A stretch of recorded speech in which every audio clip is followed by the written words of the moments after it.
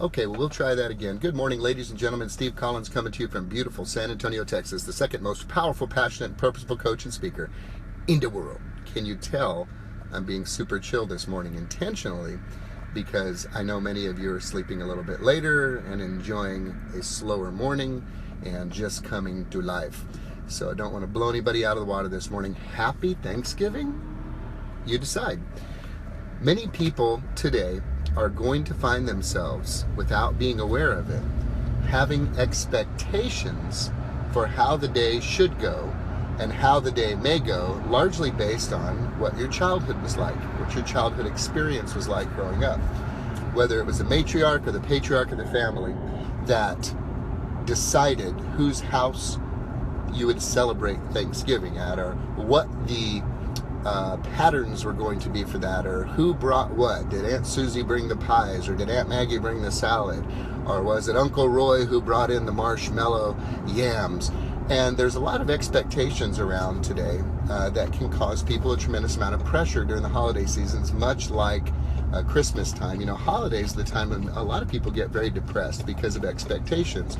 So I want to just relay a story to you that I thought was very poignant to me, that made a huge impact on me. There is a guy named Rick Warren, who is actually a pastor of a huge church called Saddleback, that wrote a book you may have heard of called The Purpose-Driven Life. When he wrote this book, nobody knew, himself included, that it was going to sell multiple millions of copies and go all over the world. And he went pretty much from being in obscurity to being a multi-millionaire within a very short period of time. And shortly thereafter, his wife developed an incurable cancer. And you know, when it comes to certain health issues, no matter how wealthy you are, you cannot write a check to be healed. Otherwise, Steve Jobs obviously would still be here, right? He would have given his entire fortune to have his health restored. So he was interviewed by somebody, Rick Warren, and they were saying, Rick, can you talk to us about the emotions that go along with the fact that now you'll never have to work another day in your life, although he continues to serve in the church and he just doesn't take any type of a salary. You have millions and millions of dollars, and yet then your wife is found diagnosed with this incurable cancer. What's your takeaway from that? Happy Thanksgiving, Debbie.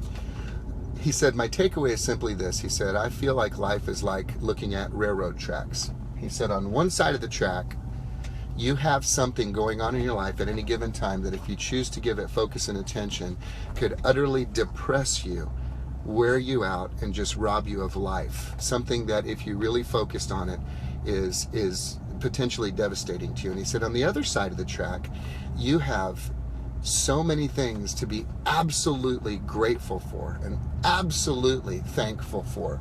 And if you choose to focus on those at any given time, these two things are going on simultaneously. It's never always horrible without something to be thankful for, and it's never always amazing rainbows and unicorns and glitter with nothing good to hang on to. So he said, so my decision is, since these things are going on at the same time, I just choose to look at all the things that I'm thankful for. So when I say happy Thanksgiving, I want you to know that it can be very happy for you, regardless of your experience or your expectations, depending on what you choose to focus on. We use a bold law that says what you focus on expands. So what you focus on gets bigger and better. You remember the cameras of old when you used to have those lenses? That the tighter you got and the more focus you got, the more blurry everything else got, and you could only see something really clearly. So today, I'm going to challenge you that when you are tempted to go down that path of what you're lacking, what you're missing, what might not be there, and tend to start going into feelings that are just really, just going to hurt you. My suggestion to you is to begin to really speak and declare those things that you're really thankful for. The things like your health, the things like opportunity, the things like you actually have a telephone to watch videos like this, the things that you actually have friends in your life, people who care about you.